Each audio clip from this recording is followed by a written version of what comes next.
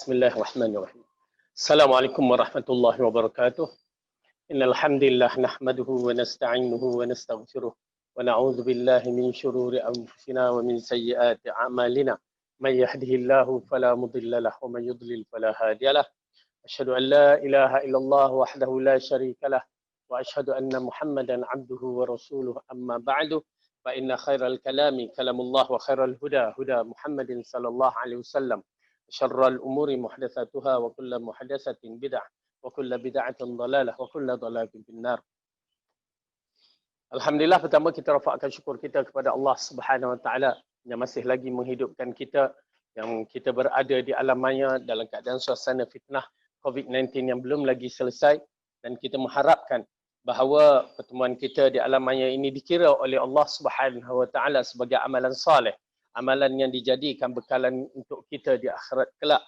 Amalan yang Rasulullah mengatakan, man salaka tariqan yaltamasu fihi ilman sahhalallahu lahu tariqan ilal jannah. Yani barang siapa yang berusaha untuk menuntut ilmu, maka Allah permudahkan bagi kita jalan ke syurga. Dan kita mengharapkan inilah amalan di antara amalan yang bakal mempermudahkan kita, bagi kita jalan ke syurga. Amin ya rabbal alamin. Baik, kita masih lagi dalam membicarakan berkaitan dengan kitab Tibbul Qulub yang dikarangkan oleh Ibn Qayyim Al-Jauziyah, yang membicarakan tentang masalah hati yang belum kita selesaikan. Dan untuk menyelesaikan seperti mana yang kita katakan dalam pelajaran yang lepas, ialah mestilah kita mempunyai ilmu, dan penyelesaian itu mesti kembali kepada usul 3 kurun yang terbaik, yakni bermula daripada Rasulullah sallallahu alaihi wasallam, para sahabat, ya, kenapa mereka inilah yang memahami bagaimana cara nak menyelesaikan masalah dalaman. Kerana Rasulullah sendiri itu adalah lelaki yang agung, makhluk yang agung yang Allah telah kurniakan ilmu kepadanya dengan wahyu. Wa ma yantiqu 'anil hawa in huwa illa wahyu yuha. Dan dia tidak berkata ataupun bercakap mengikut hawa nafsu, melainkan dia adalah apa yang diwahyukan kepadanya. Dengan arti kata lain, kefahaman cara membentukkan hati dengan sebenar-benarnya halnya dimiliki oleh Rasulullah sallallahu alaihi wasallam.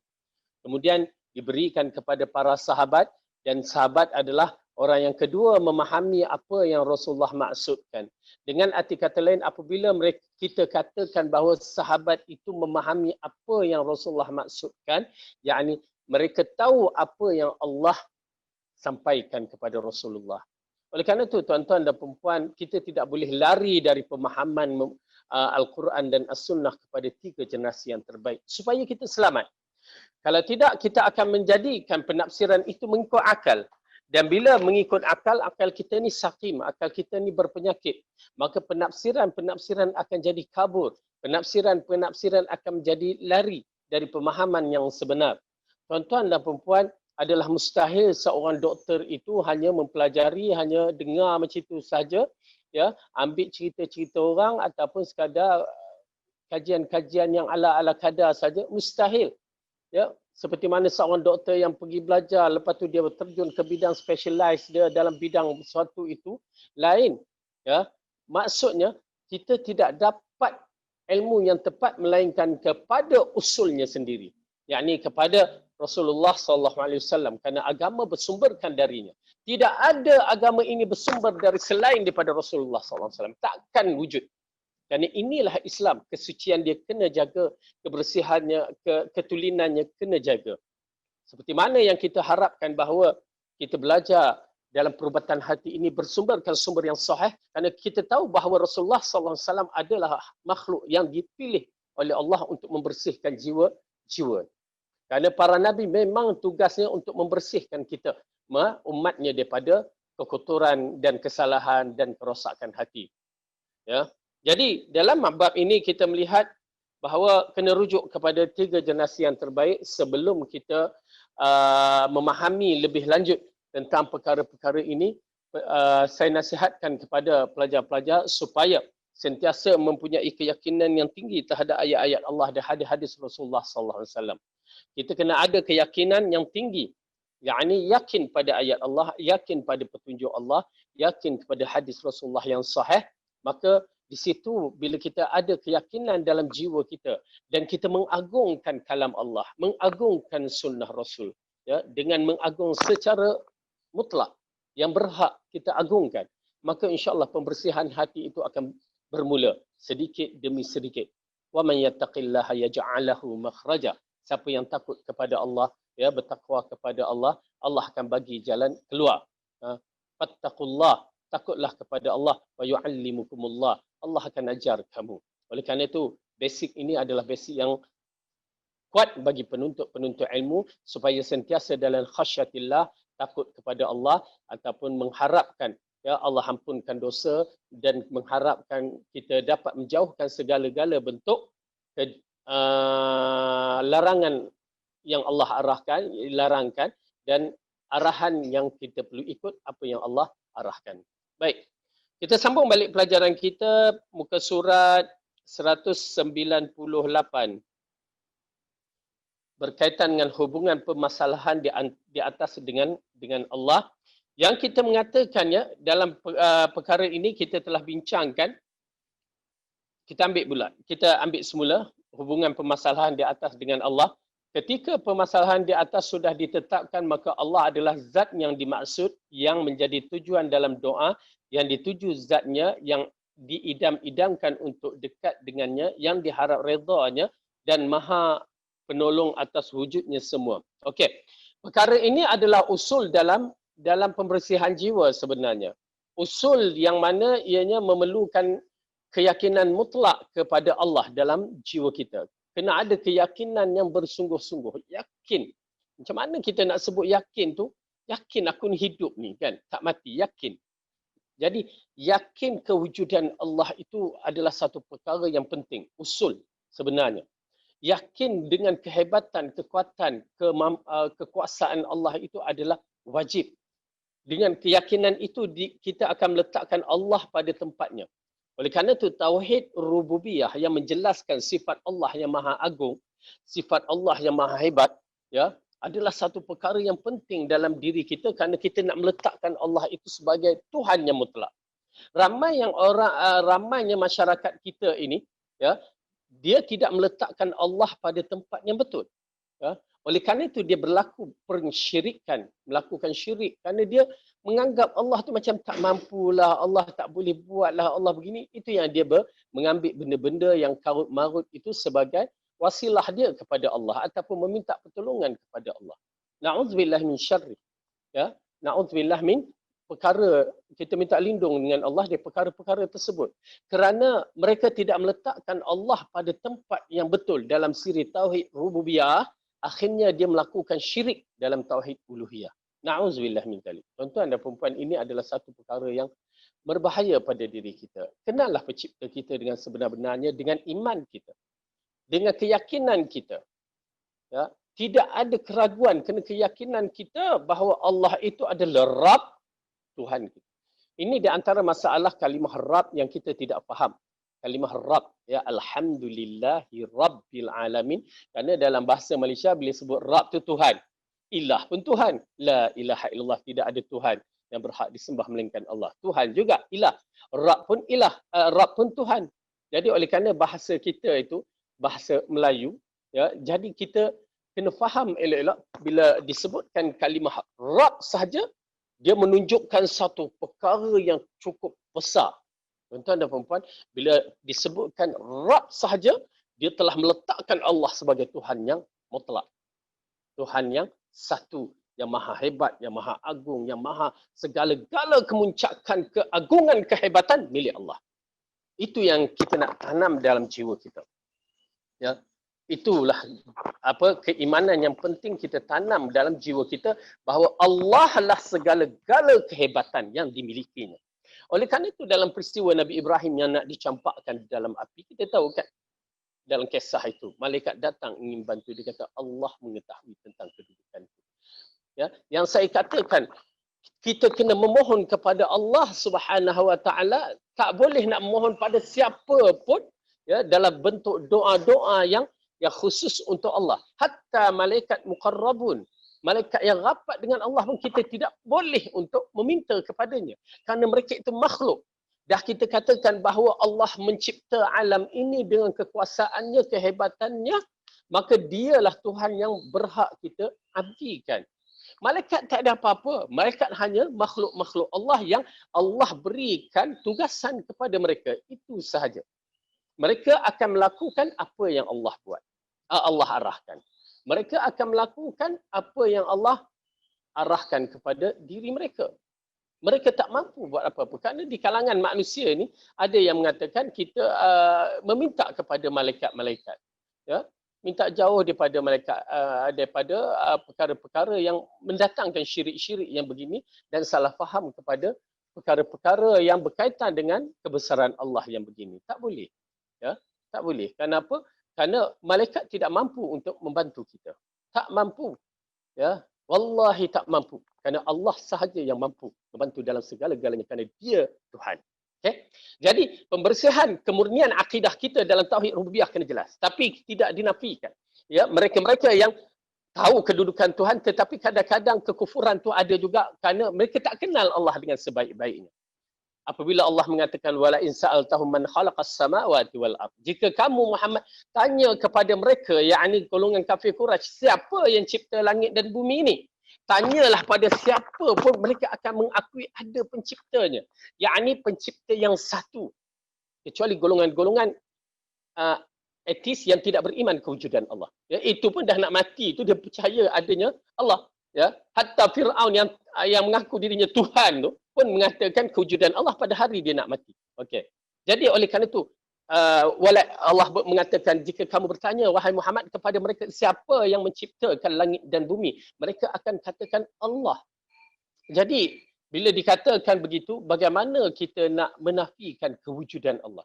Cuma bila dikatakan siapa mencipta langit dan bumi, siapa yang mencipta kejadian langit dan bumi, lalu mereka mengatakan Allah, habis kenapa mereka mengambil selain daripada Allah sebagai Tuhan? Itu yang jadi masalah. Itu yang jadi masalah. Mereka mengambil, macam masyarakat kita yang mengambil kepercayaan tahyul mereka itu, yang ini datang tuah, yang ini datang membawa sial, yang ini boleh menjaga kita, yang ini, okey, kepercayaan itulah yang menyebabkan mereka tidak meyakinkan Allah dengan sebenar-benarnya. Oleh kerana itu, bila kita menyaksikan agama-agama yang terdahulu, ya, sebelum munculnya Rasulullah sallallahu alaihi wasallam, mereka ini menyembah bintang, bulan, tetapi mereka menyembah juga Allah. Mereka menyembah ini, tetapi mereka menyembah juga Allah. Jadi mereka jadikan Allah itu sebagai Tuhan yang ala kadarnya.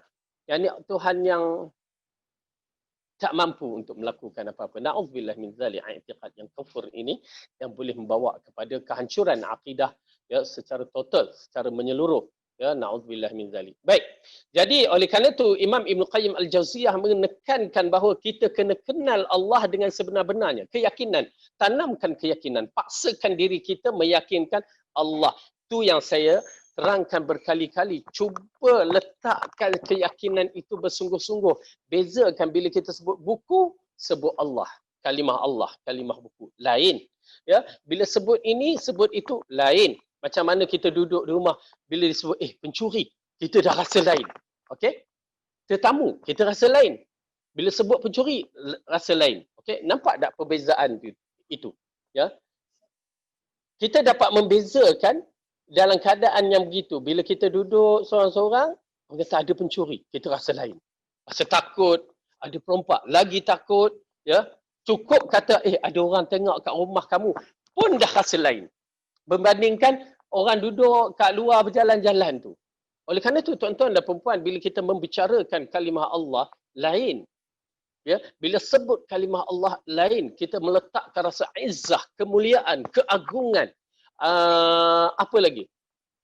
Subhanallah, bila kalimah Rabb, tauhid rububiyah itu difahami dengan cara yang betul, maka kita akan meletakkan Allah pada tempat.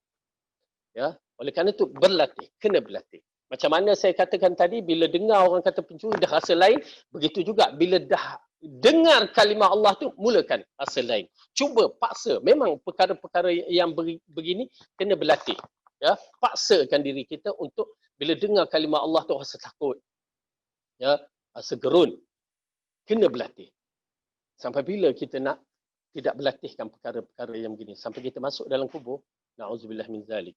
Bila dah masuk dalam kubur, kita akan menyaksikan, baru kita yakin tak guna. Gunakan pada hari ini. Ya, kenapa? Allah telah mengatakan, kita dah ulangkan di dalam surah Al-Anfal. Tak apa kita ulangkan sekali lagi supaya kita sentiasa dalam beringat-ingatan bahawa bagaimana Allah nak melatihkan kita supaya sentiasa dalam keadaan takut kepadanya. Okey? Apabila Allah berfirman dalam surah Al-Anfal, surah yang ke-8. Ayat yang ke-2.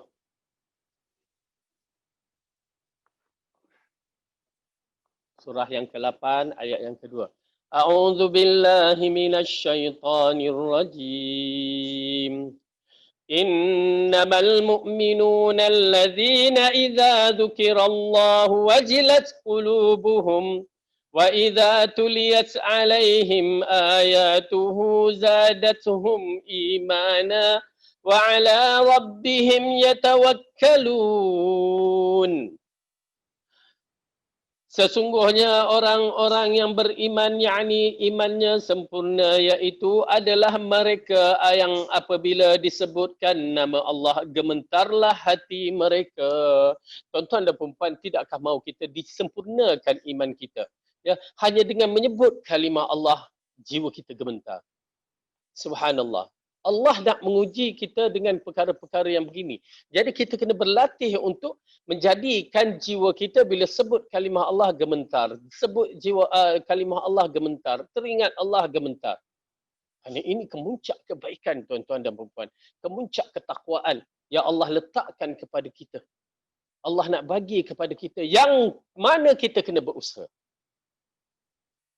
Selagi kita mendengar kalimah Allahu Akbar, tidak ada rasa gerun, tidak ada rasa semangat untuk pergi solat, bergegas untuk melakukan solat, berarti itu adalah satu penyakit dalam jiwa kita. Ya. Tuan-tuan dan puan-puan, jangan biarkan penyakit itu berterusan. Dia akan membawa kepada neraka. Itu masalah. Penyakit dalaman hati kita, tidak mengenal pencipta kita dengan sebaik-baiknya, dia membawa kepada neraka. Dia tidak seperti penyakit-penyakit lain yang membawa kepada doktor untuk berubat.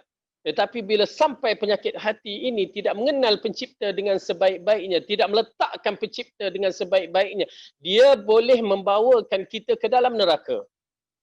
Yang menyebabkan na'udzubillah mungkin sampai kekal abadi yang tidak ada jalan keluar lagi. La haula wala quwwata illa billah. Tuan-tuan dan puan-puan, jom kita berusaha. Hatta saya sendiri akan berusaha, ya, bila kita menyebutkan kalimah Allah, ya, ada perasaan sedikit, ada perasaan takut. Pasal kalimah-kalimah yang kita nampak simple sahaja, sebenarnya bagi ulama-ulama salaf 3 kurun yang terbaik termasuk Rasulullah sallallahu alaihi wasallam, kalimah-kalimah ini amat berharga untuk difahami dan dihayati.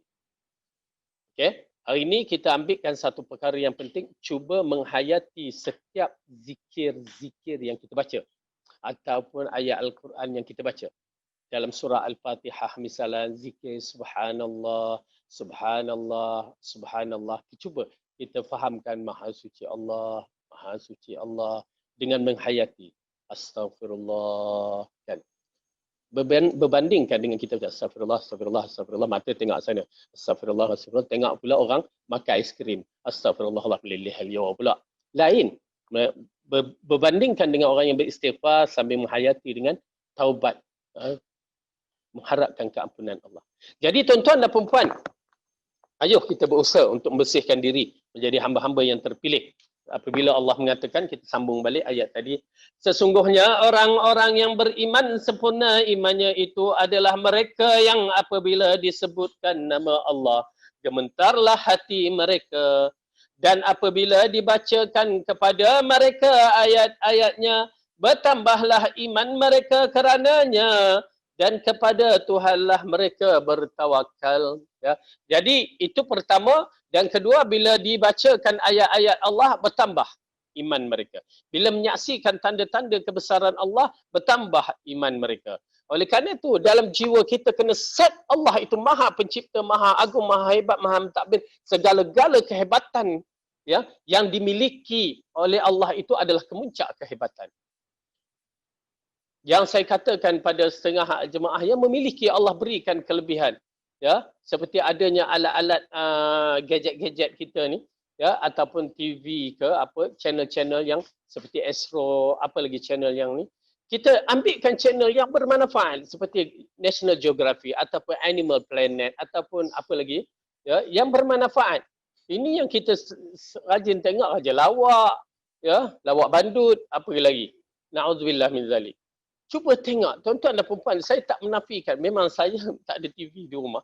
Tetapi saya tahu perkara-perkara tersebut dan memang bila sekali-sekala kita pergi tempat, satu tempat tu kita tengok, subhanallah, maha suci Allah. Kita lihat bagaimana penciptaan langit dan bumi yang Allah kata, cuba lihat penciptaan langit dan bumi. Kita boleh tengok depan mata, berbandingkan orang yang terdahulu dari kita, ya, yang tak ada teknologi ni tak nampak apa yang ada di langit. Ajib. Tuan-tuan dan perempuan, para sahabat penggembala kambing seperti Abdullah ibn Mas'ud, hamba abdi seperti Bilal, Khabbab dan beberapa orang lain itu, ya. Mereka tak pernah melihat seperti mana kita melihat sekarang. Wallahi summa wallahi, bagaimana mereka memiliki iman yang tinggi sedangkan mereka tak pernah melihat. Kita ni teknologi di depan mata dengan satelit yang pergi menerjah ke langit sana dan menunjukkan kita apa yang ada di langit-langit sana. Ya. Tetapi iman kita kenapa tak bertambah? Kenapa tak bertambah? Itu persoalan. Kerana kita tidak melihat dari mata iman. Kita melihat daripada, oh hebatnya, hebatnya. Sekadar tu je. Tuan-tuan dan perempuan, berlatih kita memuji Allah apabila melihat keagungan yang begini. Kerana Allah mengatakan dalam Al-Quran, Inna fi khalqis samawati wal ard la ayatin liulil albab. Okey? Sesungguhnya kejadian langit dan bumi itu adalah tanda bagi orang-orang yang mahu berfikir. Okey? Jadi oleh kerana itu tuan-tuan dan puan, alat dah ada. Cuba tengok, melihat kebesaran Allah.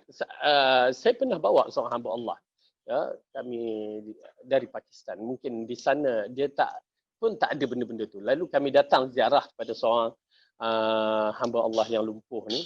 Dia ada channel TV tu. Waktu tu dia buka channel Animal Planet.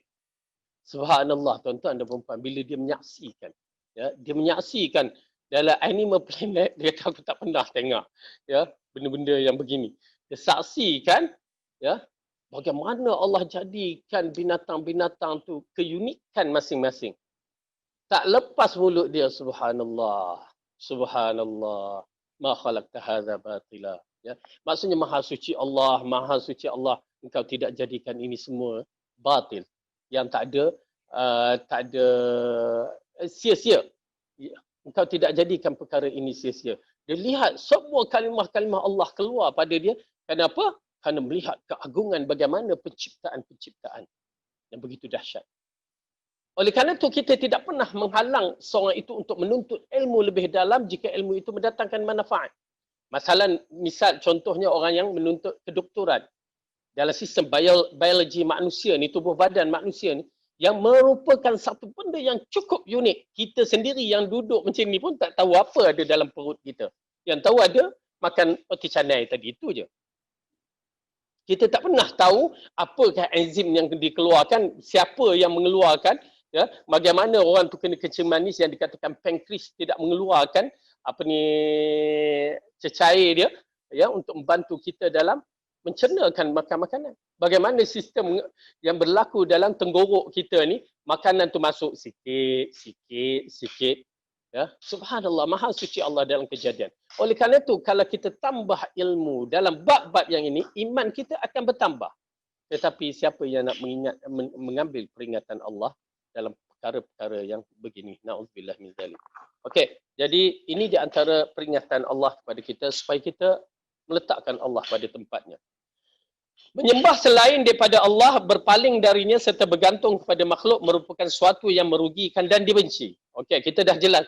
Bagi saya, bila kita dah jelas kedudukan Allah, kita ambil selain daripada Allah dah memang sia-sia. Itu pasal maaf kata kepada orang-orang yang na'udzubillah penyembah-penyembah berhala, penyembah-penyembah api, penyembah matahari, penyembah manusia, dia berhadapan dengan satu perkara, otak dia ni macam tak boleh nak fikir. Ya, memang tak boleh nak fikir. Bagaimana mereka mengambil berhala yang mereka buat, lalu mereka sembah. Ya, boleh faham kan? Saya nak bagi misal ni. Kenapa mereka buat berhala itu dengan tangan mereka sendiri. Macam kita tu ambil tepung tu, kita uli.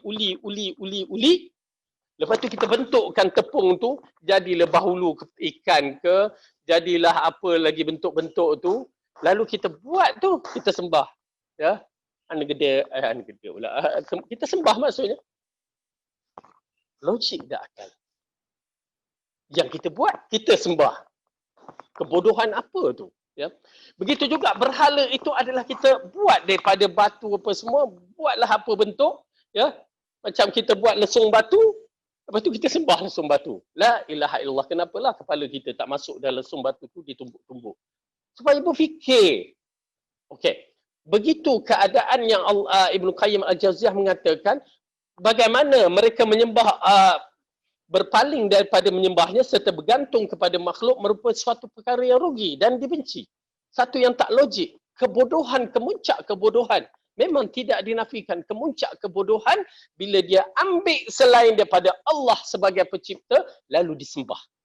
Kemuncak kebodohan. Cukup kata ambil lesung batu tu, kita buat lesung batu. Yalah, tahukah tuan-tuan dan puan, zaman sekarang tak ada lesung batu, blender aja. Ya. Mana kita nak ni? Ya, ambil lesung batu tu pergi sembah. Tak logik di akal. Tetapi itulah kebodohan, kemuncak kebodohan yang disebutkan dalam Al-Quran. Oleh kerana itu tuan-tuan dan puan-puan, ialah mudah-mudahan Allah jaga kita, jaga iman kita, Allah bagi petunjuk. Kenapa mereka itu belum dapat petunjuk ataupun mereka dapat petunjuk tetapi keangkuhan mereka, ego mereka terhadap diri mereka sendiri, akhirnya mereka menyembah selain daripada Allah. Allah lah zat yang maha penolong atas terhindarnya dari hal-hal merugikan, dan Allah lah yang menghimpunkan 4 hal itu, bukan selainnya. Allah adalah zat yang disembah. Allah adalah zat yang disembah. Allah adalah zat yang disembah, dicintai serta menjadi tujuan. Allah adalah zat yang memberi pertolongan kepada hamba-Nya untuk beribadah kepada Allah dan sampai kepadanya.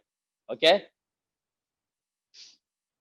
Jadi dalam bab ini, dalam kenyataan ini, Allah adalah zat yang disembah, dicintai serta menjadi tujuan.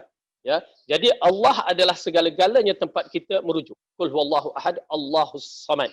Ya, dialah tempat rujukan semua hamba-hamba yang ingin memohon pertolongan. Dah tak ada lain. Ya, tuan-tuan dan puan-puan, clearkan i'tiqad kita hanya kepada Allah Subhanahu wa taala. Maka zat yang memberi pertolongan kepada hamba-Nya untuk beribadah kepada Allah dan sampai kepadanya. Jadi kita diarahkan untuk mengabdikan diri kita kepada Allah secara mutlak, secara terus. Kerana apa? Amalan itu akan sampai kepada Allah. Tak perlu kita melalui tawassul dengan cara-cara yang tidak dibenarkan. Okey. Suatu yang dibenci serta dimukai terwujud atas kehendak dan kuasaannya. Dan Allah adalah zat yang memberikan pertolongan untuk terhindar dari hal-hal yang dimurkai. Baik buruk semua adalah ciptaan Allah.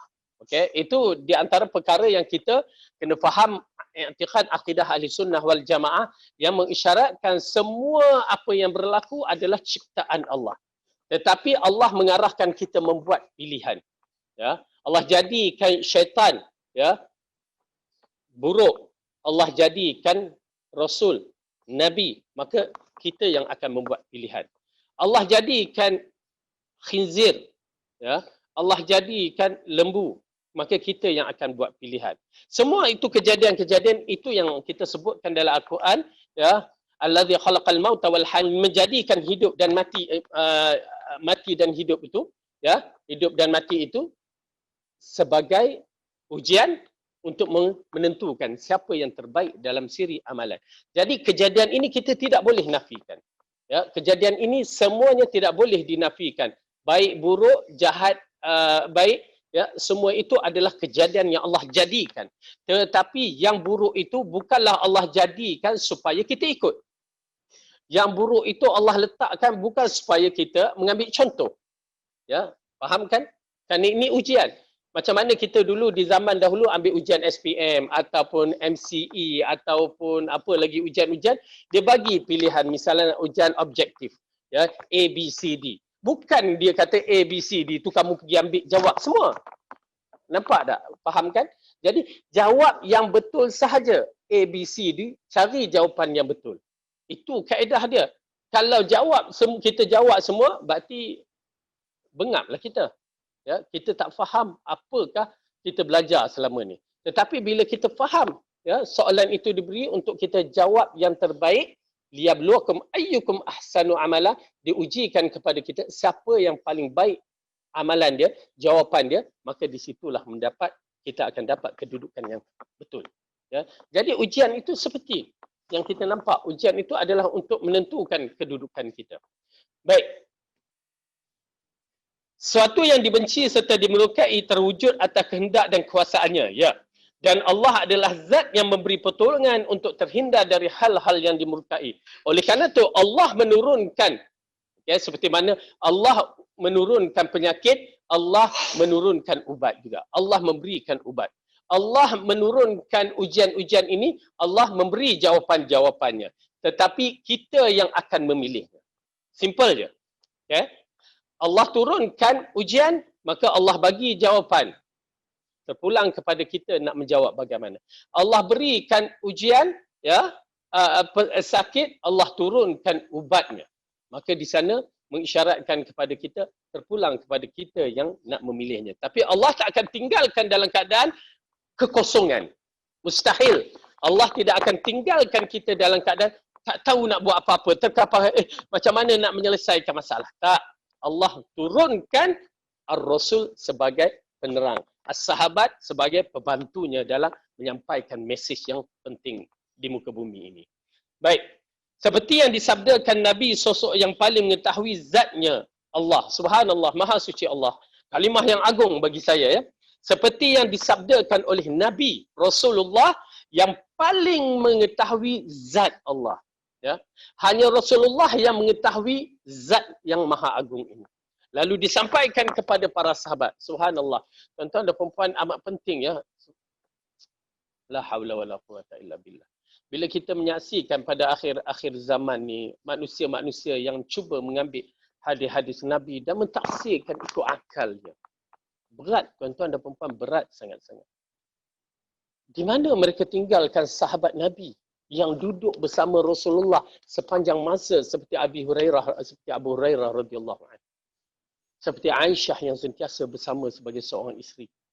Ke mana mereka letak sahabat-sahabat ini untuk mentafsirkan hadis-hadis atau mentafsirkan Al-Quran? Tuan-tuan dan puan-puan, menggerunkan hidup di dunia ini, akhir-akhir zaman ini, mereka sehingga orang yang menganggap dirinya membawa Al-Quran dan Sunnah pun terjebak dalam penafsiran mengikut akal. Sedangkan Rasulullah yang memahami apa Allah nak, para sahabat yang memahami apa yang Rasulullah katakan, mereka memahami sebiji apa yang Rasulullah katakan. Kenapa kita tinggalkan? Kenapa kita tinggalkan? Kita ambil penafsiran ustaz-ustaz yang ala kadar.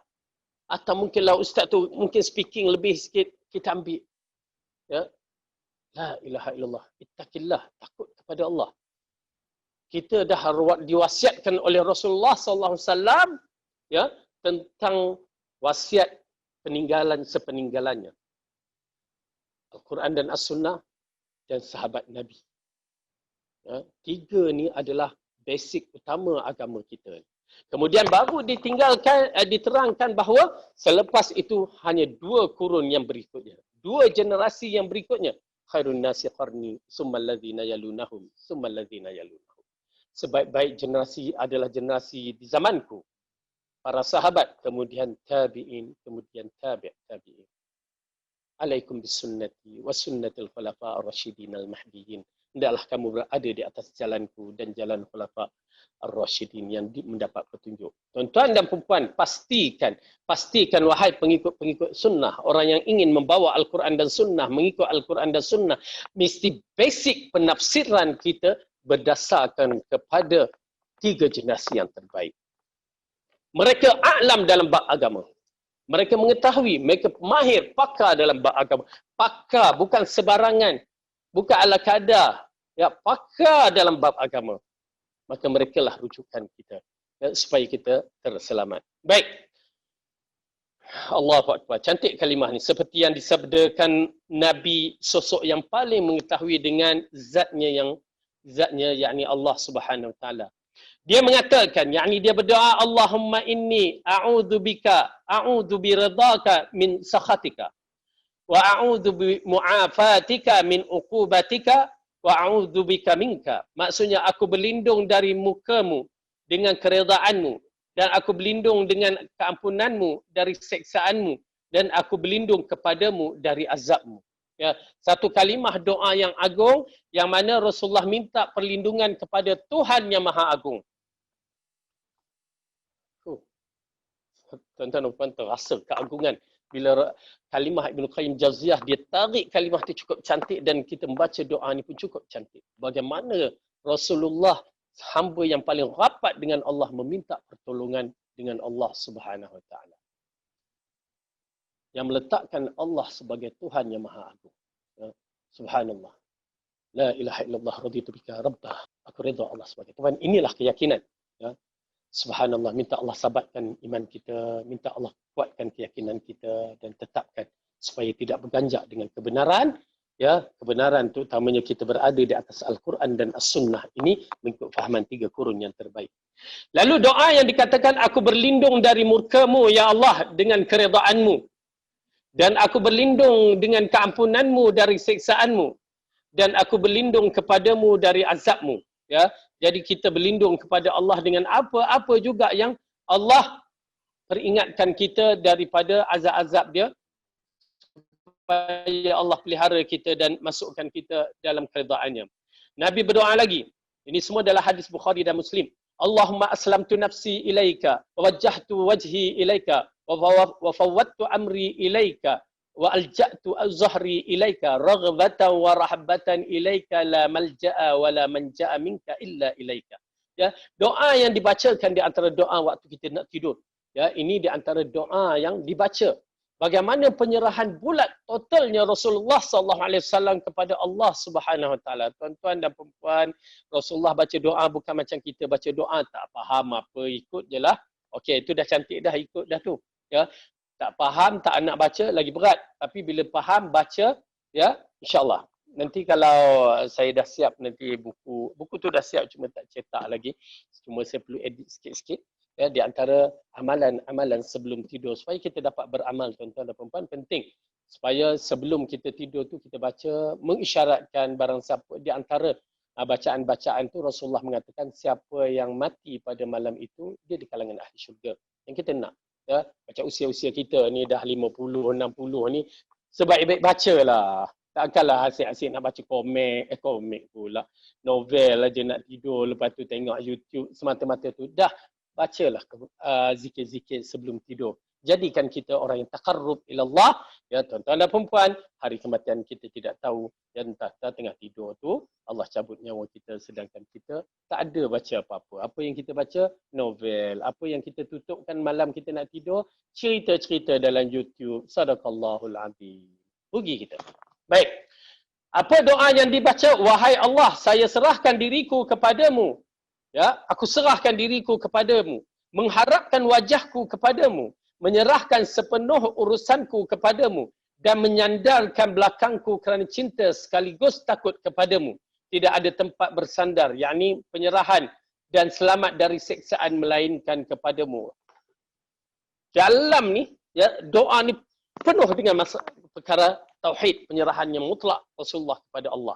Subhanallah. Yang menceritakan kita kalau tidur malam tak tahu apa-apa. Ya, kalau kita tidur malam memang setengah tu, subhanallah, Allah bagi dia nikmat tidur mati. Ya. Kenapa saya katakan nikmat tidur mati? Setengah orang tu nak tidur pun tak boleh. Dia dibagi nikmat tidur mati sampai tak sedar. Orang kejut pun tak sedar. Ya, ai kuatnya dia ni tidur sampai tidur mati. Kejut tak ada, rupanya dah mati. Okey. Baik. Nikmatnya Allah bagi dia tidur tu, ya, kenapa sampai Allah jadikan tidur itu rehat kepada dia, ya, memang tak sedar apa berlaku ke atas diri dia, memang tak sedar. Subhanallah. Penyerahan mutlak kepada Allah amat penting. Penyerahan mutlak kepada Allah amat penting. Dan subhanallah. La haula wala quwata illa billah. Rasulullah SAW mengajar kita menyerah kepada Allah begitu sekali. Ya, ketauhidan, kecantikan dalam siri doa dia. Tuan-tuan dan perempuan, ya, insya-Allah penting. Nanti Allah memudahkan saya, ya, saya akan cuba keluarkan secepat mungkin. Buku tu yang ada yang penuh, saya dah tulis. Ada yang saya ringkaskan kerana saya lihat dia ringkaskan ini mungkin untuk dipermudahkan kerana penuh tu dia ada syarah-syarah dia, ringkasan untuk memudahkan, ya, nak baca apa supaya paling kurang Allah jadikan amalan soleh saya pada tuan-tuan dan perempuan nak tidur ada bacaan. Ya, ada bacaan sebelum tidur tu, sebelum melelapkan mata, ya, mudah-mudahan kita dalam keadaan kebaikan, ya, diberikan sentiasa dalam pahala ibadat kita tidur itu. Allah. Maka Allah tempat keselamatan hanya kepada Allah tempat bersandar dan hanya dengan perantaraan Allah kita berlindung dari keburukan makhluk yang wujud atas kehendak dan kekuasaan Allah. Kalimah yang penting. Keburukan makhluk yang wujud atas kehendak dan kekuasaan Allah. Berarti Allah jadikan semua itu dan kita kena refer balik, rujuk kepada Allah kerana apa? Allah sahaja yang boleh menyelesaikan. Tuan-tuan dan perempuan tengah tidur misalnya, kita tengah tidur kan, kalau benda-benda ni datang, siapa nak menyelesaikan masalah tu? Ya, melainkan Allah sahaja yang akan melindung kita. Allah sahaja yang akan menyelamatkan kita. Subhanallah. Ya, Maha suci Allah. Baik. Perlindungan itu dari Allah dan yang memberi perlindungan dari hal buruk adalah Allah. Semua itu adalah pekerjaan Allah dengan segala kehendaknya. Ya, semua kehendaknya, ya, di bawah program Allah Subhanahu Wa Taala. Oleh kerana itu iktimat kita, yakni penyerahan kita mutlak kepada Allah kena ada. Ya, kerana semua urusan, ya, saya pernah menasihat seseorang tu, ya, kalau kita berada, kenapa kita nak mencari orang-orang, bukan tak boleh untuk mendapat konsultan, untuk menyelesaikan masalah cantik, itu tak menjadi masalah, ya, sebagai untuk motivasi diri. Tetapi kenapa kita tak dahulukan penyerahan itu kepada Allah? Maksudnya bila kita berhadapan dengan masalah, satu masalah, duduk menung istighfar. Kerana para sahabat, para tabi'in, mereka melakukan cara begitu. Sehingga kan mereka mengatakan, bila aku berbuat dosa, nampak tak bagaimana dia memuhasabah diri? Bila aku berbuat dosa, aku lihat kesan dosa itu berlaku pada keluargaku, pada isteriku, anakku, sehingga binatang yang menjadi kenderaanku pun menjadi ada kesannya dari dosa aku. Nampak tak? Tuan-tuan dan perempuan, dia merujukkan itu kepada Allah, yakni apa sebab berlaku ni? Mungkin ada kesalahan. Dia cari, dia pusing. Baru dia tengok kepada kesalahan peribadi. Ini tidak. Ya, kadang-kadang kita krisis rumah tangga, kesalahan si isteri, si suami. Lepas tu datang pergi motivasi, nak dapat motivasi, sudahnya orang yang motivasi kita cerai je lah, senang cerita, sadaqallahul azim. Tak datangkan manfaat. Ya. Ataupun si kononnya atas bagi kaunseling dia dengan bagikan perkara-perkara khurafat, perkara-perkara syirik, ataupun membagi idea mereka sendiri. Ya, saya teringat seorang hamba Allah berkata, saya ni tak kahwin lagi ustaz, tapi dia bertanya dan saya jawab macam saya dah berkahwin. Orang tu boleh percaya kan? Orang tu boleh terima. Kan sakit tu. Ya. Saya yang seorang lagi, saya ni handle jemaah haji, tapi itulah haji yang pertama saya handle ustaz. Tapi saya bercakap macam saya, yalah disebabkan confident dia. Orang percaya dia. Ya. Tapi dia terjerat bila seorang tu tanya, ustaz berapa kali dah pergi haji? Dalam situ dia terjerat. Inilah haji pertama. Tapi ustaz cakap confident. Serah kepada Allah, bukan cakap-cakap begitu. Kita duduk, istighfar, rujuk kepada Allah, mengadu kepada Allah. Tuan-tuan dan perempuan, bab kata Ibnu Qayyim Al-Jauziyah, Allah yang cipta segala-galanya, kebaikan, keburukan, masalah atau bukan masalah, maka dialah akan yang menyelesaikannya dahulu. Kita serah kepada dia dan minta dia menyelesaikan. Pernah tak kita bila berlaku masalah kita sujud, buat 2 rakaat sujud kepada Allah? Tak pernah masalahnya. Berlaku masalah sujud. Apa keputusan istikharah? Tak pernah. Tuan-tuan dan perempuan, Imam Bukhari rahimahullah dalam mencatatkan, dia menulis buku hadis, ya, yang kita kata riwayat Bukhari itu, tahu tak setiap satu hadis, berapa ribu hadis yang ada dalam kitab Imam Bukhari itu, ya, Setiap aku beristikharah. Itu istikharah yang dilakukannya. Kita satu istikharah pun tak pernah rasanya. Kalau buat pun waktu aku nak kahwin dulu je lah. Kan? Istikharah. Itu pun satu istikharah, doa pun tak hafal. Jauh kita kan? Jauh cara merujukkan kita kepada Allah Subhanahu Wa Taala seperti mana yang dilakukan oleh orang-orang yang terdahulu. Kembalilah tuan-tuan dan puan, kembali kepada Allah. Kembali kepada Allah. Baik. Cantik kalimah Ibn Qayyim Al-Jauziyah ni cantik bagi saya, cukup cantik. Segala puji bagi Allah, semua perkara adalah milik Allah. Seluruh kekuasaan adalah milik Allah dan segala kebaikan atas kekuasaannya. Tidak ada suatu makhluk yang mampu menghitung berapa banyak pujian makhluk kepada Allah, bahkan pujian Allah kepada dirinya di atas pujian makhluk kepadanya. Okey, berarti dalam bab ini apabila Ibn Qayyim mengatakan ya segala puji kebaikan mutlak adalah milik Allah. Dan kita memuji Allah sebenarnya, kalau kita, itu pasal dalam pemahaman asma' wa sifat, cukup dahsyat kalau kita faham elok-elok asma' wa sifat, asma'ul husna tu. Kita memuji Allah, ya Allah engkau lah maha agung. Tahu tak, kadang-kadang kalimah itu jiwa kita tidak berbicara hanya mulut. Tetapi kalau kita berbicara keagungan Allah, ya Allah engkau lah maha agung, sampai kita bernasyid-nasyid lah cara memuji Allah ya. Tahu tak, pujian kita belum sampai tahap yang layak kalimah itu untuk Allah. Tahu tak? Kerana apa? Allah bila dia memuji kerana dia tahu hak dia. Rasulullah bila memuji Allah, berdoa kepada Allah kerana dia tahu kedudukan Allah itu bagaimana. Ya. Oleh kerana itu, bila kita membicarakan asma' wa sifat, ini di antara kaedah untuk memahami asma' wa sifat tuan-tuan dan puan-puan, ialah bila kita bicara asma' wa sifat, asma'ul husna tu, letakkan kemuncak. Allah Maha Pengampun. Letakkan kemuncak. Macam mana kita kata, orang yang dalam Tauhid Asy'ariyah tu, kata Allah mendengar. Mendengar yang layak baginya. Okay? Maksudnya, dalam bab ini, sifat pendengaran yang maha agung, maha segala-galanya, sehingga kan dia mendengar walaupun bisikan yang perlahan. Dia melihat, sampai ke dalam hati kita pun dia melihat. Ya? Sampai kenapa? Pergerakan di dalam tubuh badan pun dia tahu segala-galanya, ilmu dia dan penglihatan dia, dan dia berada di atas arasy ar-Rahman. Dan saya bagi misal contoh lagi, kita bila menyebutkan Al-Ghafur. Ya? Ghaffar Maha Pengampun.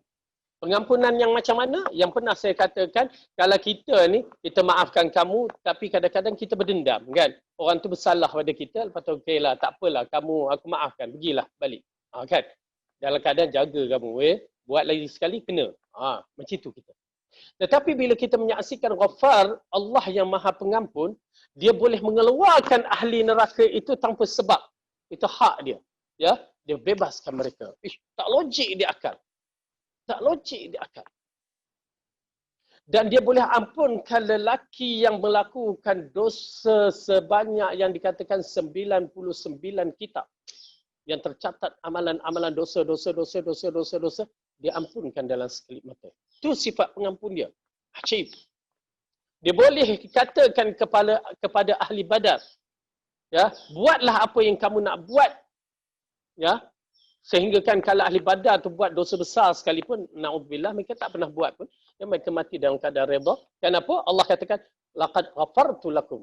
Sesungguhnya aku telah ampunkan kamu apa yang telah lalu dan yang akan datang. Dahsyat. Satu pengampunan yang hebat.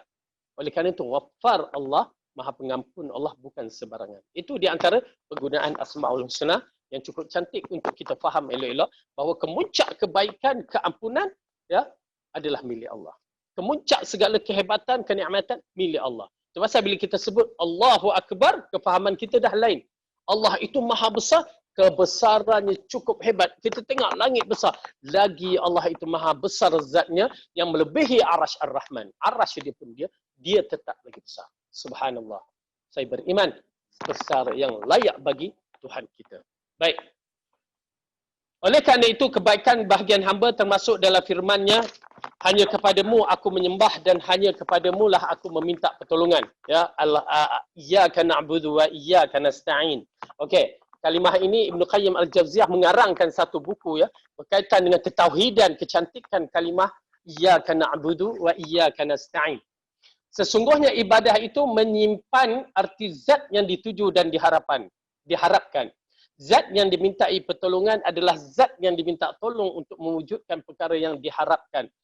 La haula wala quwata illa billah. Ya, kalimah yang cantik. Subhanallah, kali ini saya tengok kalimah Ibnu Qayyim Jauziyah begitu cantik dan cukup. Yalah, mungkin ya, alhamdulillah PKP ini saya buat usrah dengan ahli-ahli saya dalam bab-bab ini. Ya, dia mendatangkan perkara-perkara yang menarik dalam tauhid rububiyah ini. Kerana bila kita kenal tauhid rububiyah, insya-Allah kita akan menjaga bab-bab uluhiyah, yakni tauhid uluhiyah itu. Yakni dalam bab ini sesungguhnya ibadah menyimpan arti zat yang dituju dan diharapkan. Bila kita melakukan ibadah, kita tahu kedudukan Allah itu bagaimana.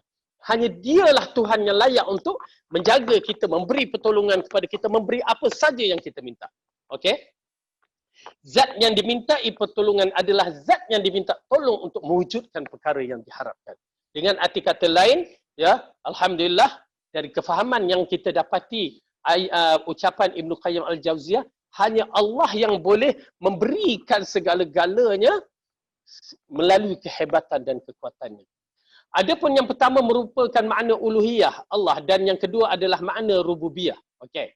Sekarang Ibnu Qayyim Jauziyah memperincikan iyyaka na'bud wa iyyaka nasta'in. Al-ubudiyah, na'bud ini berkaitan dengan uluhiyah. Isti'an, pertolongan rububiyah. Okey. Sesungguhnya Allah adalah zat yang menjadi sesembahan hati, baik di saat cinta, kembali mengagungkan, memuliakan, merasa hina, merasa rendah, takut dan seksaannya, mengharap rahmat dan tawakal. Dari Ar-Rabb adalah zat. Okey. Ya, saya nak terangkan ni. Sesungguhnya Allah adalah zat menjadi sesembahan hati baik di saat cinta. Tuan-tuan dan perempuan, inilah perkara yang penting berkaitan dalam jiwa kita. Sekarang untuk mengenali rububiyah hanya melalui iman kita. Apa juga perkara, semua adalah hati kita. Keyakinan, kebesaran Allah, keagungan, bagaimana ya kita merasa agungnya kedudukan Allah itu amat penting ya, disebabkan keagungan itulah yang menyebabkan kita boleh ikhlaskan, bersihkan pengabdian kita kepada Allah. Sebab bila Allah katakan wama qadarullaha haqqa qadrih, ya, mereka itu tidak meletakkan, memuji atau mengagungkan Allah dengan sebenar-benarnya. Alhamdulillah. Baik.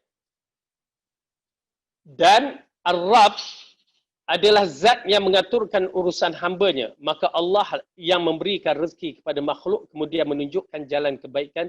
Tidak ada Tuhan selain Allah dan tidak ada penguasa di dunia ini kecuali Allah. Baik, penterjemah ini meletakkan kalimah Ar-Rabb. Ar-Rabb adalah satu kalimah yang cukup agung. Tuan-tuan dan puan-puan, dari situlah datang tauhid rububiyah. Ar-Rabb, saya dah terangkan bahawa bila sebut kalimah Ar-Rabb, kita memahami dialah Tuhan yang superpower. Dialah Tuhan yang maha agung, segala-gala bentuk, maha hebat, segala pengurusan dia, penciptaan dia, ya, yang tidak ada tolok banding. Saya bagi misal ya, tuan-tuan dan puan-puan. Kita manusia ni pun kita ada perbezaan-perbezaan bila kita menyebutkan. Kenapa bila kita menyebut dalam sebutan-sebutan yang kita lakukan, ya, yang kita melihat kalimah Rabb ini menduduk, difahami dengan kefahaman yang hebat. Okey, kita sebut, misalnya kita sebut kawan-kawan kita. Mesti kita takkan rasa apa-apa, sekadar kawan. Tetapi bila kita seorang pekerja, kita kata bos kita. Bila bos kita, apa bos kata? Ada perhatian. Kerana kita tahu kedudukan bos ya dalam pengaturan kerja-kerja yang dibagi dan tugasan-tugasan, allowance yang dibagi menyebabkan kita merasakan bos ada kedudukan. Bila kita sebut lagi menteri, kita pun ambil. Kecuali orang yang tak berakal ni, Ya, yang mana menteri itu dah buat kebajikan pun dia memandang tak baik, itu jenis tak berakal, tak berterima kasih. Tetapi bila kita menyebut satu lagi perkara yang besar, raja. Mungkin disebabkan kita berhadapan dengan raja berperlembagaan. Ya, raja berperlembagaan. Kita agak tidak berapa sangatlah. Seharusnya kita kena meletakkan raja, bila sebut raja, dia tetap ada kedudukan yang tinggi di kalangan manusia. Itu Allah bagikan kelebihan kepadanya. Tetapi kalau kita menyaksikan raja-raja di zaman dahulu, ya, raja-raja yang mendapat kuasa mutlak misalnya, ya, mereka menduduki kedudukan yang tinggi. Ya.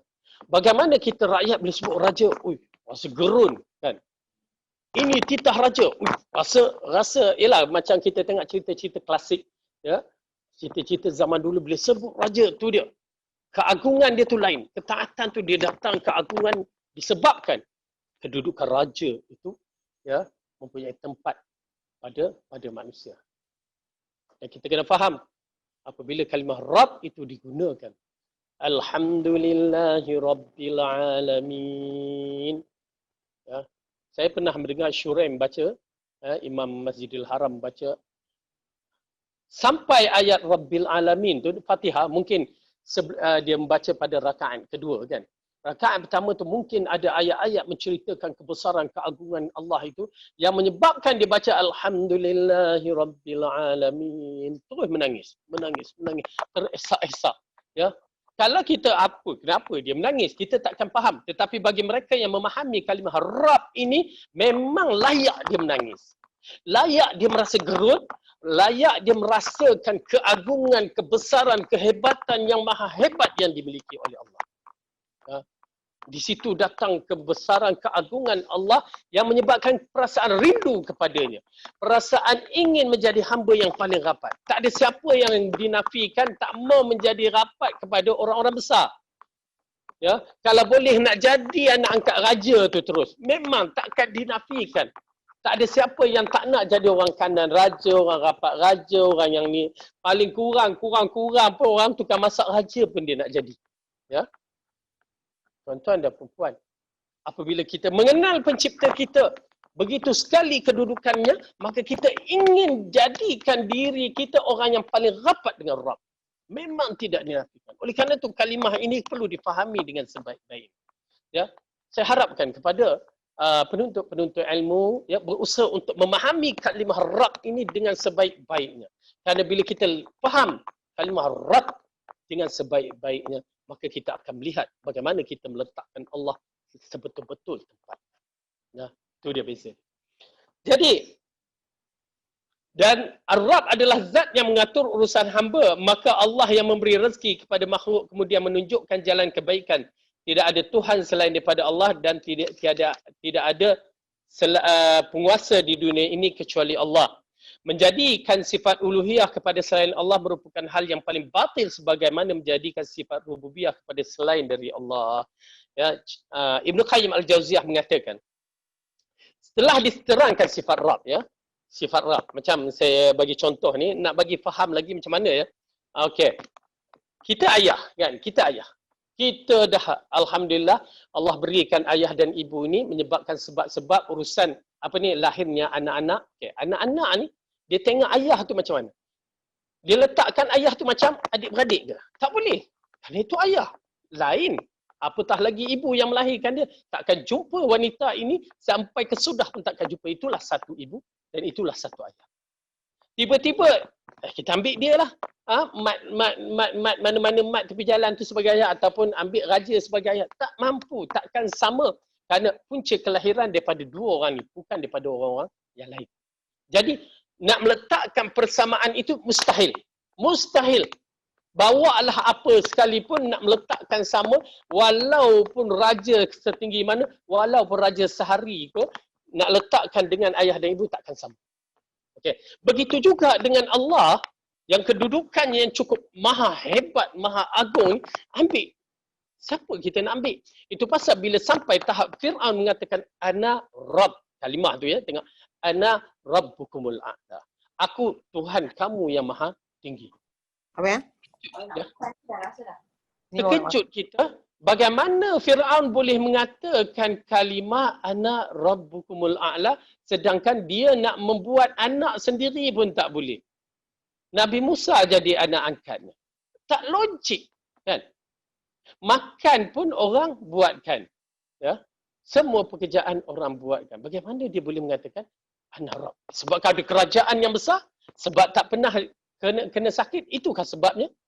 Maka disitulah silapnya Fir'aun yang mengisytiharkan dia Tuhan yang maha tinggi. Kalimah Rabb ya, syirik rububiyah yang jarang berlaku. Ya. Di Malaysia ada seorang hamba Allah. Ya.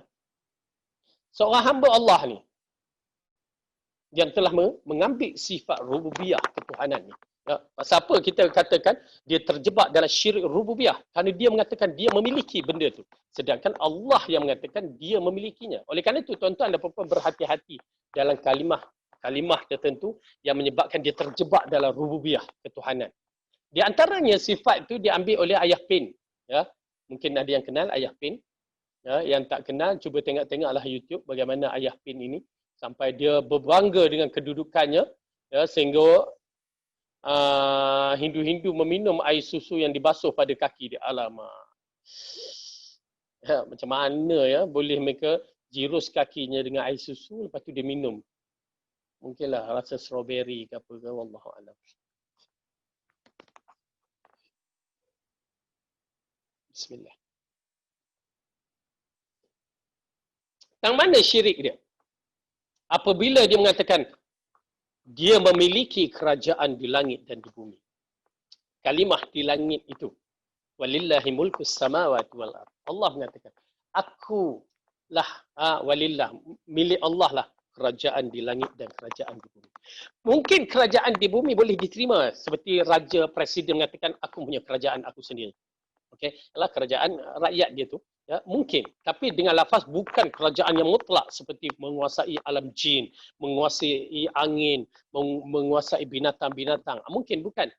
Ya. Tetapi bila disebutkan alam atas sana, kerajaan di langit, apa yang kita fikir? Kehebatan. Bila sebut kerajaan di langit mempunyai kehebatan yang cukup dahsyat. Malaikat-malaikat, bintang, udara, apa semua itu adalah milik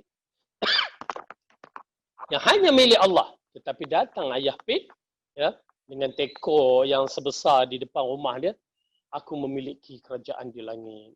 Na'udzubillah. Tuan-tuan dan perempuan, kadang-kadang kita tertipu dengan perkara-perkara tersebut. Alhamdulillah. Katanya mati disebabkan kencing manis. Baguslah tu. Ya, baguslah. Tapi dalam keadaan yang begitu, na'udzubillah. Okey. Dan di antara perkara yang menyebabkan syirik rububiyah ini, rububiyah, bila saya sebut rububiyah, takut sebenarnya berat. Tak layak manusia membuat perkara-perkara tersebut. Tetapi akhirnya terjebak dalam masalah rububiyah. Di kalangan para tok syekh, terutamanya golongan ahli bid'ah, di kalangan orang misalnya Habib ataupun ahli-ahli sufi, tok guru dia ni, ya, yang mengiktirafkan dirinya mengetahui perkara yang ghaib.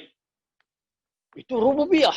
Tuan-tuan dan puan-puan, perkara yang ghaib Allah kata wa ma ya'lamul ghaiba illallah. Tak ada siapa yang tahu ghaib melainkan Allah. Hatta Rasulullah sendiri tak tahu perkara yang ghaib melainkan apa yang diwahyukan kepadanya. Tiba-tiba tok guru tu, ya, pasal saya berkenalan dengan beberapa golongan tarikat apa semua ni, ya, sampai dia kata tok guru tahu apa yang ada dalam hati. Dan tok guru dia mengatakan dia mengetahui perkara yang ghaib. Na'udzubillah min dzalik syarr. Ya, dia merampas sifat rububiyah, juzuk daripada sifat rububiyah dia letakkan kepada dirinya. Kufur. Kalimah kufur yang keluar daripada mulut mereka. Mengetahui perkara yang ghaib. Aku tahu apa yang kamu buat kat rumah. Aku tahu apa dalam hati kamu sampai begitu sekali. Dia percaya. Ya. Dan akhirnya itu yang mendatangkan taksub kepada Tuhan. Kadang-kadang kita ni, masyarakat kita ni terpercaya dengan cerita-cerita kronik, ya, untuk wali songo, wali songel, semua kita percaya. Cerita yang ditambah-tambah macam kisah Abdul Qadir Al-Jailani. Misalnya, lelaki ni lelaki soleh. Lelaki Abdul Qadir Al-Jailani ni memang tidak dinafikan lelaki soleh. Yang ada kitab dia, apa nama kitab dia, ya? Saya beli satu. Dan dia sendiri memuji golongan-golongan sunnah ahli hadis. Dia puji. Tetapi disebabkan orang suka kepada dia kerana dia bidang yang dikatakan akhlak dia, sehingga orang mengangkat dia mencanggahi. Ya, banyak cerita-cerita karut diletakkan atas nama dia. Jadi di situlah menjadikan fitnah kepada Abdul Qadir Al-Jailani. Lelaki agung, lelaki baik, lelaki soleh, tidak dinafikan. Okey. Tetapi disebabkan cerita-cerita mengarut tu, macam kita pernah dengar cerita Tok Kenali, siapa lagi? Cerita, adalah golongan-golongan yang tertentu, misalnya apa yang cerita, yang peningnya masyarakat ni boleh percaya kan. Mana Tok Guru? Oh, Tok Guru dia sembahyang Isyak di Masjidil Haram. Ataupun sembahyang subuh di Masjidil Haram. Okey. Lepas tu, Tok Guru ada pula. Dalam setengah jam tu, Tok Guru ada pula. Saya pergi sekejap je untuk solat Isyak. Tuan-tuan dan perempuan, dia nak kelentong kita ni ke apa?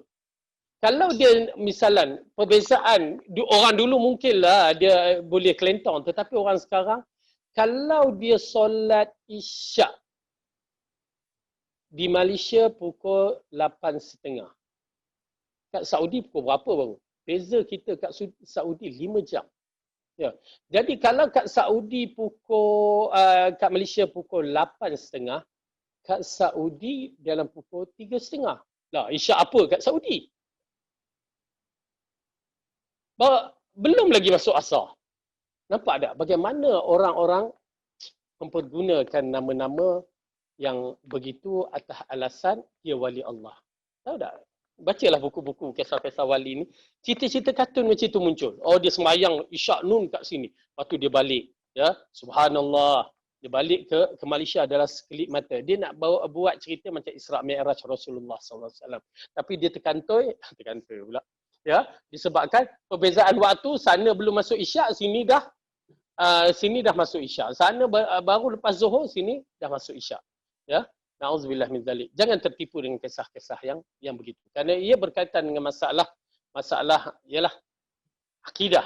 Ya, kita takut masalah ni akan rosak.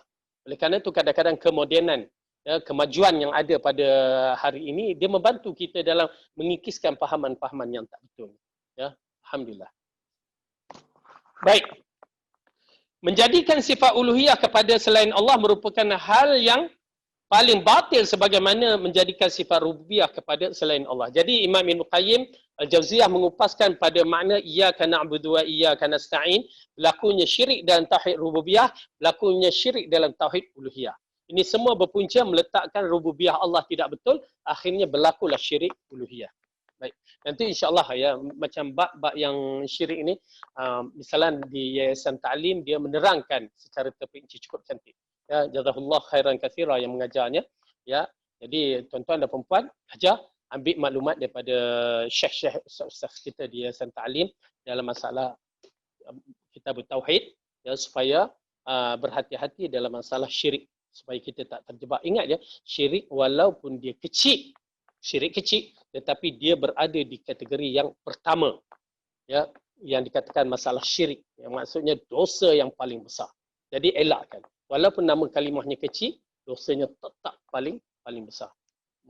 Maksudnya kalau orang terima rasuah lah kan, dia terima rasuah beribu ringgit, yang ni terima rasuah 100 ringgit, 100 aja, tapi dia tetap dikategorikan rasuah.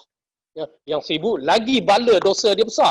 Yang 100 pun tetap dosanya besar. Begitu juga dalam masalah syirik, ya, dia kategori syirik walaupun dikatakan syirik kecil, tetap di sisi Allah adalah besar. Baik, kita sambung balik. Yang ketiga dalam bab ini, ayat-ayat Al-Quran yang menghimpunkan dua pokok tauhid. Ya, ayat-ayat Al-Quran yang mengumpulkan dua pokok tauhid, dua asas tauhid, yakni tauhid rububiyah dan tauhid uluhiyah. Biasakan kita kefahaman tauhid rububiyah, tauhid uluhiyah dan tauhid asma' wa sifat.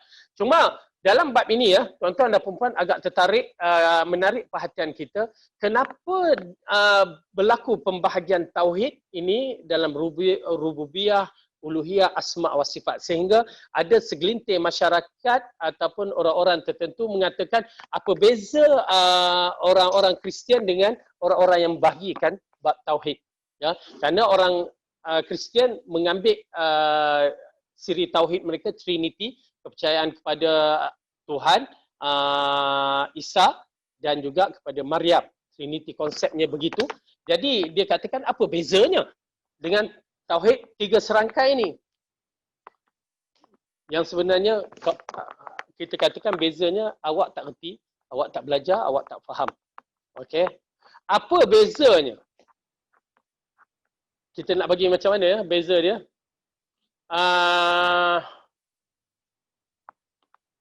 Nasi lemak, nasi dagang. Okey, apa beza dia? Nampak tak? Okey, nasi lemak isi dia begitu. Nasi dagang isi dia begitu. Okey, kita perincikan. Nasi lemak apa dia? Begini. Okey, ada nasi ditambahkan dengan santan, lepas tu sambal sambal ikan bilis ke sambal ke, lepas tu ikan bilis, telur. Okey. Tu dia nasi lemak.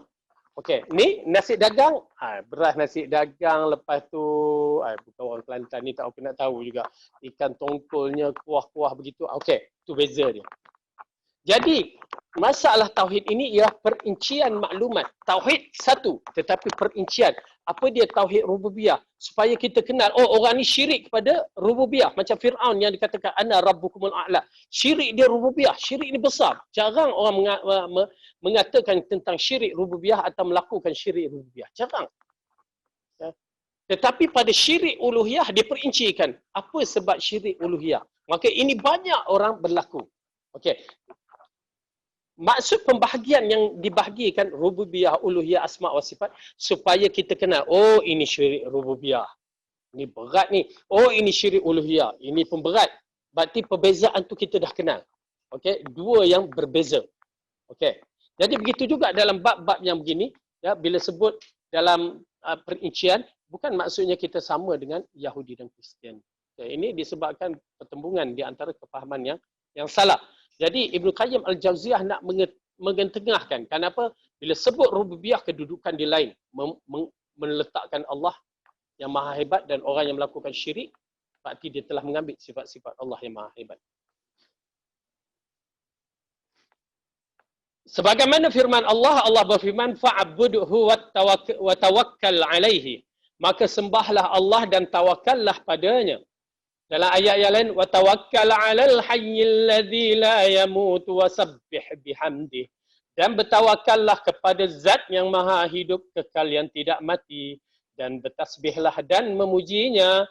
Wa ma taufiqi illa billah, alaihi tawakkaltu wa ilaihi unib. Tidak ada taufik bagiku melainkan dengan pertolongan Allah.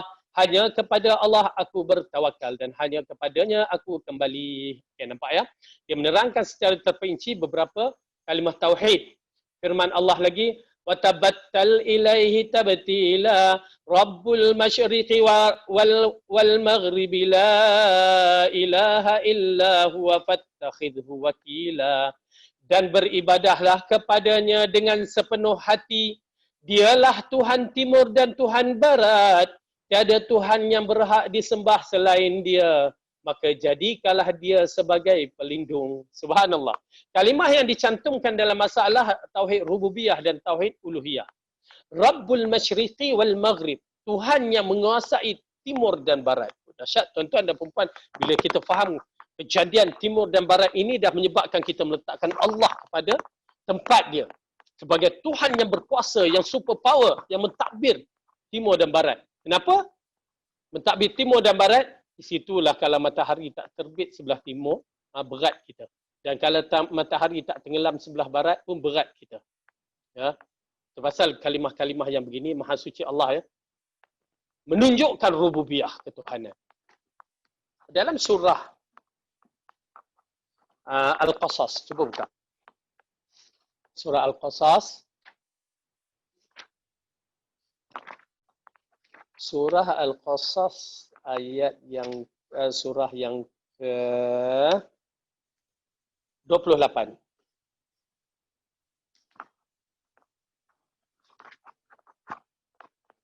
Okey. Surah yang ke-28, juzuk yang ke-20, ayat yang kita ambil, ayat yang ke-71. Muka surat 393. Okey. Surah Al-Qasas, surah yang ke-28, juzuk 20, ayat 71, muka surat 394. Cuba. Ini berkaitan dengan Tuhan timur dan barat yang memiliki kekuasaan timur dan barat. A'udzu billahi minasyaitonir rajim. Kita baca, tengok. Qul ara'aytum in ja'alallahu 'alaikumul laila sarmadan ila yaumil qiyamah man ilahun ghairullahi ya'tikum bidhiya' afala tasma'un. Katakanlah, terangkanlah kepadaku jika Allah menjadikan untukmu malam itu terus-menerus sampai hari kiamat. Siapakah Tuhan selain Allah yang akan mendatangkan sinar terang kepadamu? Maka apakah kamu tidak mendengar? Okey. Jadi Allah menceritakan ketauhidan rububiyah dia yang menguasai timur dan barat, menguasai alam malam. Ya, kenapa kuasai? Bila dia kuasai matahari, maka akan berlaku siang dan malam. Ya, jadi bayangkan kalau dia tidak terbitkan matahari sebelah timur, maka apa akan berlaku? Tak terbit sebelah timur atau sebelah barat. Maka dia mengatakan, terangkan kepadaku. Jika Allah menjadikan untukmu malam itu terus-menerus sampai hari kiamat. Kita bangun-bangunlah, tak subuh lagi. Bangun lagi pukul 10 pagi, tak subuh lagi. Lah apa hal? Bangun lagi pukul 4 petang, tak subuh lagi. Tuan-tuan dan puan, bangun-bangun esoknya, matahari terbit sebelah barat. Kan berat. Waktu tu baru kita rasa berat kan. Okey, afala tasma'un. Pada ayat tu dikatakan siapa itu terus-menerus sampai hari kiamat. Siapakah Tuhan selain Allah yang akan mendatangkan sinar terang. Tetapi di sini dia tak man ilahun. Kenapa? Siapakah Tuhan yang berhak kamu sembah? Ya? Siapakah Tuhan yang berhak kamu sembah selain Allah yang akan mendatangkan sinar terang kepadamu? Maksudnya di sini ya, menunjukkan Allah ceritakan kerububiahan dia, lepas tu dia kata itulah Tuhan yang berhak kamu sembah. Okey, ayat berikutnya.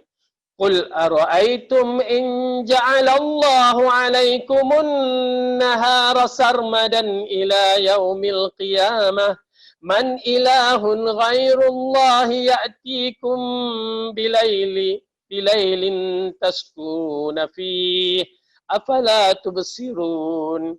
Katakanlah, terangkanlah kepadaku jika Allah menjadikan untukmu siang itu terus-menerus sampai hari kiamat. Siapakah Tuhan selain Allah yang akan mendatangkan malam kepadamu yang kamu beristirahat padanya? Maka apakah kamu tidak memperhatikan? Subhanallah. Ya, setelah Allah menceritakan rububiyah dia, ketuhanan dia, kehebatan, keagungan dia, ya, kalau Allah tak keluarkan matahari, kalau Allah jadikan siang sepanjang masa, ya, keluarkan matahari tak tenggelam, ya, siapa Tuhan yang kamu nak sembah? Ya, yang boleh mendatangkan malam itu sebagai tempat kamu beristirahat. Ya, Masya Allah. Penafsiran ini cukup dahsyat. Ya. Allah jadikan satu kelebihan pada malam adalah tempat kita beristirahat betul-betul. Pasal tidur malam dengan tidur siang tak sama. Kita tidur malam sambung ke siang pun tak sama. Ya, kenapa? Tidur malam dia lain, dia kesihatan. Tidur siang, ya, kemalasan. Ya. Okey, tidur malam kesihatan. Oleh kerana itu, ya, bila sampai tahap bila kita tidur malam, ya, cukup tidur malam, maka kesihatan. Cuma pastikan cukup tidur malam tu apa artinya.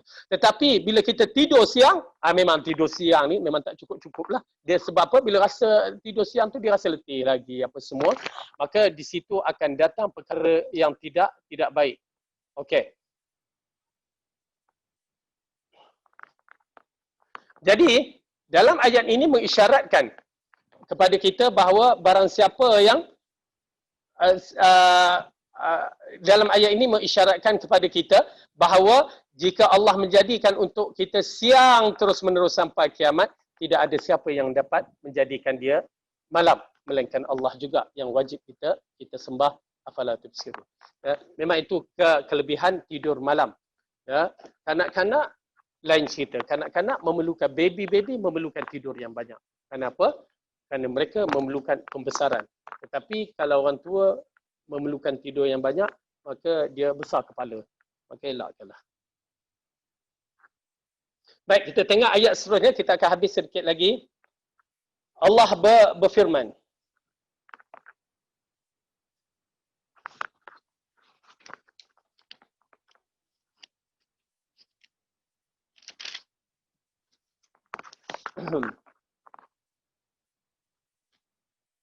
Dalam muka surat 201, firman Allah, Qul huwa rabbi la ilaha illa huwa alaihi tawakkaltu wa ilaihi matab.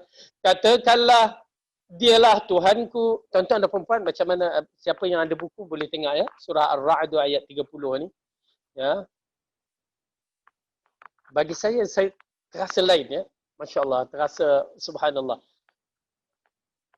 Kehebatan Allah Subhanahu Wa Taala itu ya terserlah dalam bab ini apabila Allah mengatakan katakanlah dialah Tuhanku Rabbi, yang mana katakanlah dialah Tuhanku yang maha agung maha segala-gala, tidak ada Tuhan selain dia, yakni tidak ada Tuhan yang berhak disembah selainkannya.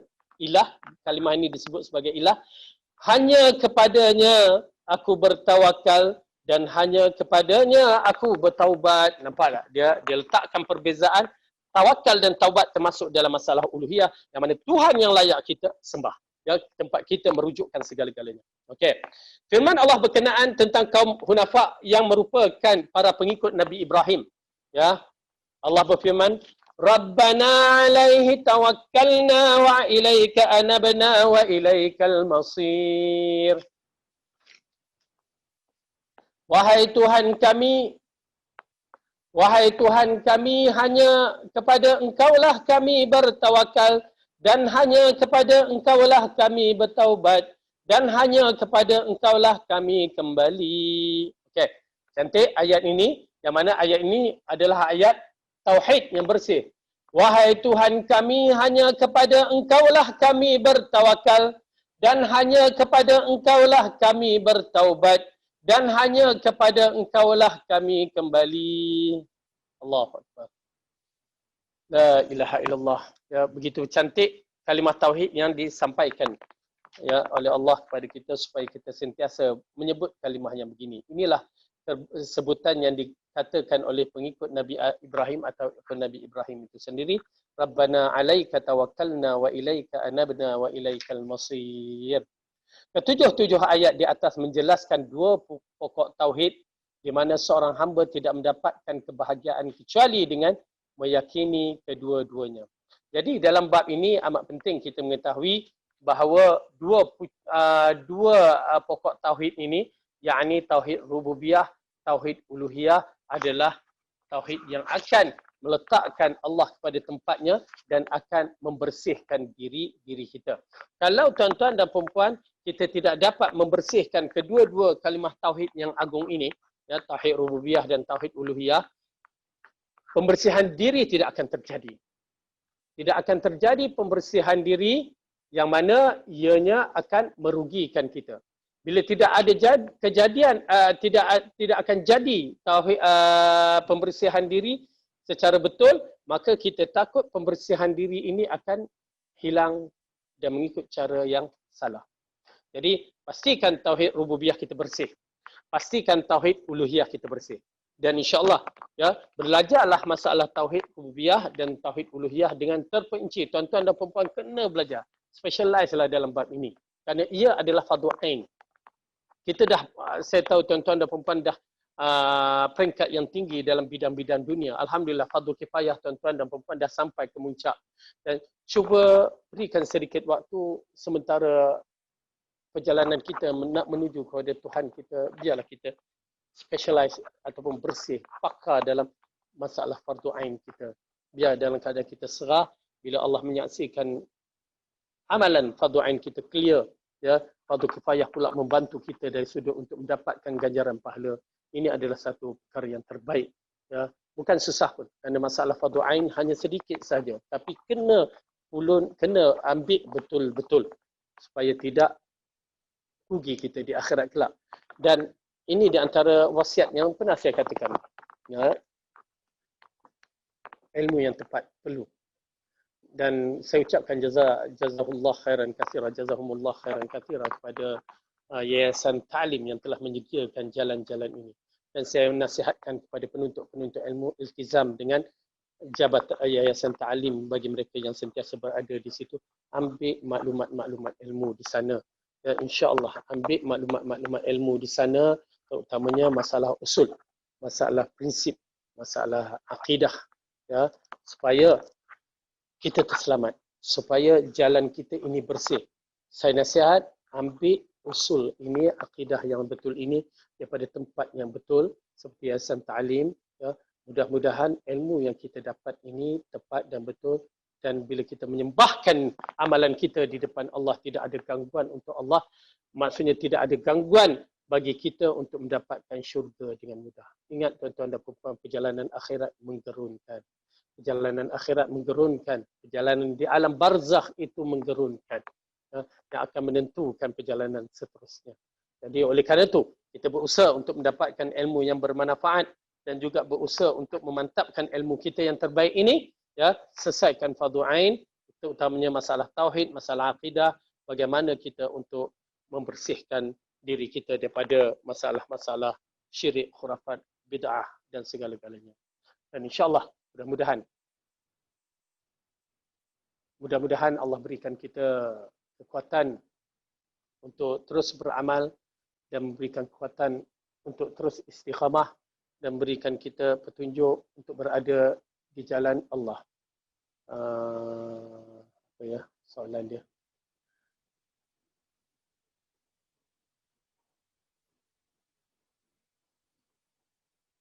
Okey, ala kulli hal, kita berhenti di sini dahulu. Yang baik itu datang daripada Allah, salah dan silap daripada saya sendiri. Aqulu qawli hadza wa astaghfirullah li wa lakum. Assalamualaikum warahmatullahi wabarakatuh. Subhanakallahumma wa bihamdika asyhadu an la ilaha illa anta astaghfiruka wa atubu ilaik.